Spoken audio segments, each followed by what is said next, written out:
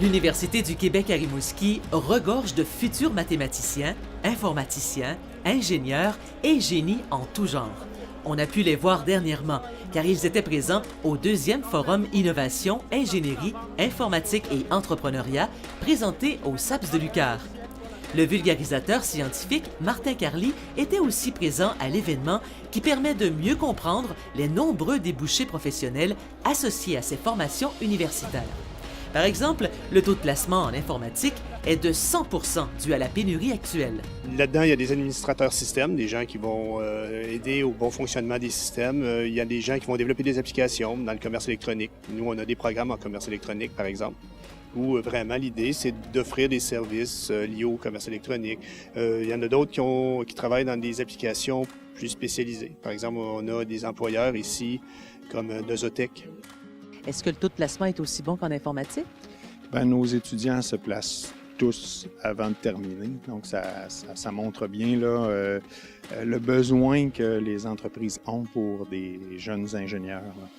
Quand on dit génie, quand on dit ingénierie, bon, on a une petite idée, mais concrètement, ça veut dire quoi? Bien, le génie, il est présent partout.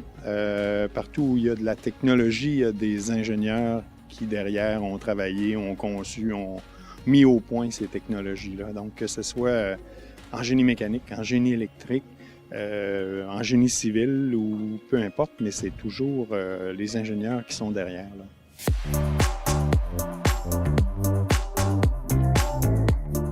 Un des projets qui a attiré notre attention est celui de l'équipe de Pierre-Maxime Larouche, un étudiant en génie des systèmes électromécaniques. Votre projet, qu'est-ce que c'était? Dans le fond, on a approché la société, qui est une entreprise rimouskoise. Eux font des jeux d'évasion. Nous, ce qu'on a voulu faire, c'est innover. Fait que ce qu'on a voulu faire, c'est introduire un jeu d'évasion complet à l'intérieur d'une boîte pour justement limiter l'espace. Faire un jeu qui est mobile. Faire un jeu qu'on peut aussi proposer dans des écoles, choses comme ça, comme pour faire de la publicité. Ce qui est intéressant, c'est qu'on a un jeu d'évasion complet, qu'on rentre dans une boîte qui est 2 pieds par 2 pieds par 2 pieds. On a vraiment une petite boîte, mais c'est quand même très long à résoudre.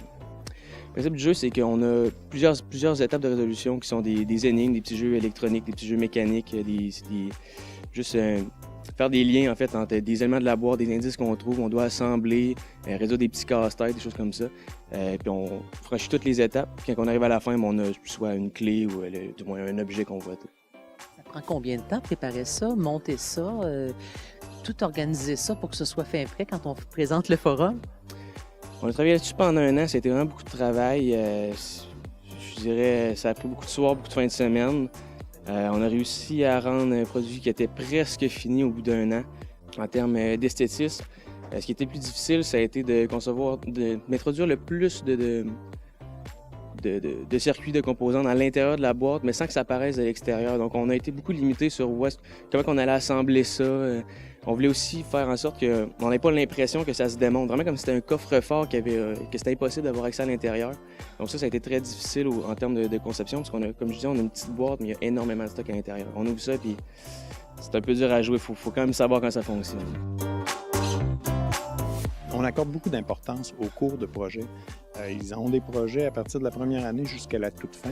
C'est plus vers la fin qu'ils travaillent avec les entreprises, mais cette question-là de travailler, faire des choses concrètes, aller jusqu'au prototype, c'est présent tout au long du curriculum. Les projets présentés étaient très innovants, comme celui de l'équipe composée d'un étudiant en génie mécanique, un en génie électromécanique et aussi Louis-Charles Lapierre en chimie de l'environnement et en bioressources. C'est un projet de bioplastique qu'on veut éventuellement faire ici à Rimouski.